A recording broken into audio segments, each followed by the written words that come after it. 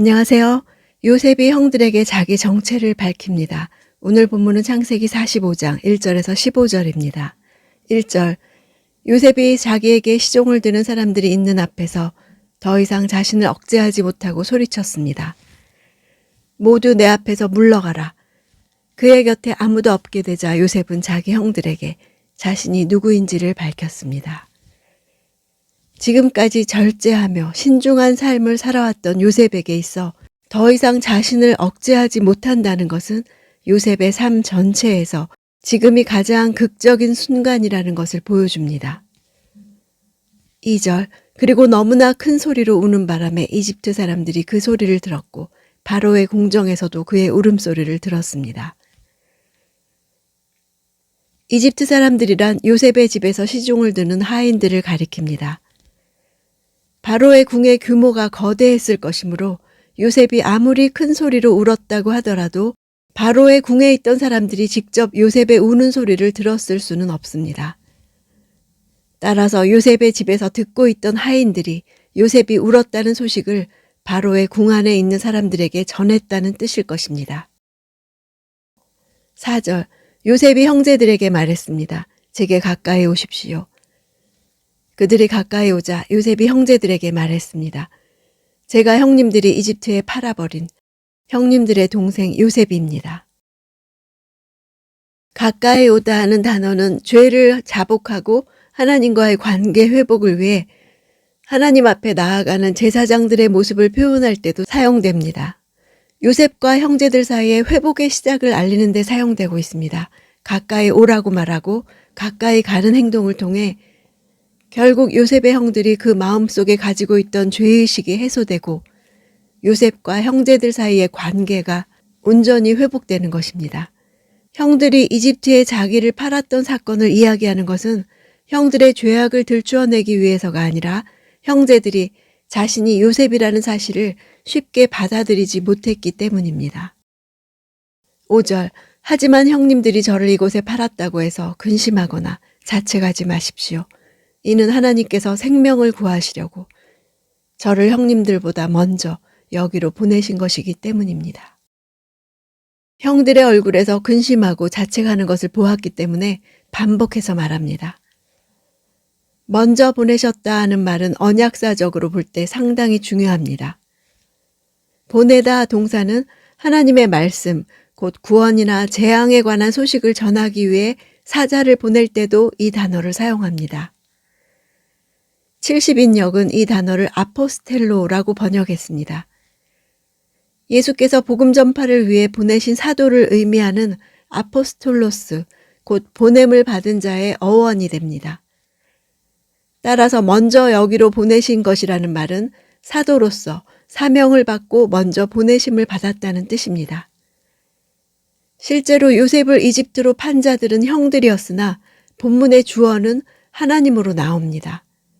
형들이 요셉을 판 사건을 하나님께서 이스라엘 민족을 이루게 될 야곱 일가의 생명을 보존시키기 위해 먼저 요셉을 이집트에서 준비시키는 과정으로 사용하셨음을 보여주는 것입니다.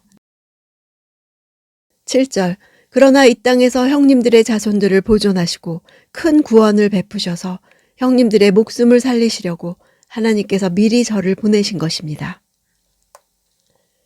자손이라 번역된 단어는 남다라는 뜻에서 파생되어서 남은 자, 나머지라는 뜻을 갖습니다.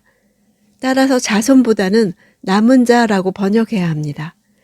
큰 구원이라 한 것은 하나님께서 그들을 이집트로 이주시키시는 것이 단순히 그들의 육적인 생명만을 보존하기 위함이 아니라 하나님만 섬기는 백성으로 만들어 그들의 영적 생명까지 구원하시려는 것임을 뜻합니다. 요셉은 자신의 가족들이 이집트로 옮겨와서 살게 되는 일이 단지 기근을 일시적으로 피하기 위해서가 아니라 그의 가족을 통해 하나님의 백성을 이루게 하시려는 뜻이 있다는 것을 안 것입니다. 요셉 시대 이후에 남은 자라는 단어는 이스라엘 전체를 가리키는 것이 아니라 이스라엘 민족 가운데서도 하나님에 대한 바른 신앙을 잃지 않는 사람을 가리키게 되었습니다.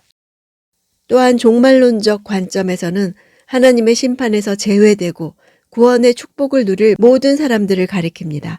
오직 이 세상 가치관에 물들지 않고 하나님에 대한 바른 신앙을 갖는 사람이 남은 자입니다. 8절. 그러므로 저를 여기에 보내신 분은 형님들이 아니라 하나님이십니다. 하나님께서 저를 바로의 아버지와 그의 온 집의 주인과 이집트 온 땅의 통치자로 삼으셨습니다. 문장을 뭐뭇이 아니고 뭐뭇이다 라는 형식을 써서 형제들과 하나님을 선명하게 대조시키고 있습니다. 현실적으로는 형제들에 의해 이집트로 팔렸지만 요셉은 역사의 배후에서 자신을 이집트로 인도하신 하나님을 강조하고 있습니다. 하나님께서 자신에게 주신 직책과 권력을 3단계에 걸쳐 수사학적으로 묘사하고 있습니다. 처음에는 바로 개인의 마음을 좌우하는 아비로, 다음에는 바로의 궁정을 주관하는 주인으로, 마지막에는 이집트 온 땅이라는 한 국가를 다스리는 치리자로 점점 강도를 더해 점층적으로 표현하고 있습니다. 원어로는 레, 빼라는 전치사구를 사용해서 에 모임이 반복되는 운율을 통해 더욱 생생하고 리듬감 있게 전달하고 있습니다. 이는 하나님께서 자신에게 행하신 일들이 얼마나 놀랍고 완벽했던 것이었는가를 강조하는 것입니다. 9절. 이제 어서 제 아버지께 가서 이렇게 말씀드리십시오. 아버지의 아들 요셉이 이렇게 말했습니다. 하나님께서 저를 온 이집트의 주인으로 삼으셨으니 머뭇거리지 말고 제게로 내려오십시오. 삼으셨다는 단어는 배치하다, 구성하다는 뜻이 있습니다. 주로 군대에서 병사들을 정렬시킬 때 사용되는 동사입니다. 요셉은 군대의 병력이 지휘관의 철저한 작전과 지휘 아래에서 이동하고 배치되는 것과 마찬가지로 하나님의 섬세한 계획 가운데서 세우심을 입어 하나님이 원하시는 일을 하게 되었다는 사실을 나타내기 위해서 이 단어를 사용했습니다. 11절. 아직도 흉년이 5년 더 남았으니 제가 아버지를 봉양하겠습니다. 그러지 않으면 아버지와 아버지의 집안과 아버지께 속한 모든 사람들이 다 가난에 처하게 될 것입니다. 라고 말입니다. 봉양하겠다는 것은 공급하겠다는 뜻입니다. 아버지를 3번이나 반복함으로써 아버지 야곱이 반드시 내려와야 함을 강조합니다. 요셉은 자신에게 일어난 일이 형들에게 책임이 있는 것이 아니라는 것을 알게 되고 형들의 죄책감을 풀어주려 합니다. 진정한 용서와 화해는 하나님이 하신 일에 눈이 열릴 때 가능합니다. 형들도 상처가 크다는 것, 자신도 가해자라는 것을 알 때 피해자도 가해자도 없다는 것을 받아들이게 됩니다. 하나님이 하신 일에 대해 내가 만족감을 얻으면 다른 사람에 대해서도 더 이상 요구하는 것이 없어집니다. 하나님이 하신 일에 대해 내가 할 말 있는 인생이 되는 것입니다. 세상의 영광이 아니라 하나님 하시는 일에 쓰임받은 것으로 영광을 얻는 것입니다. 요셉도 형들도 자기들이 한 것과 비교될 수 없는 결말에 이르렀습니다.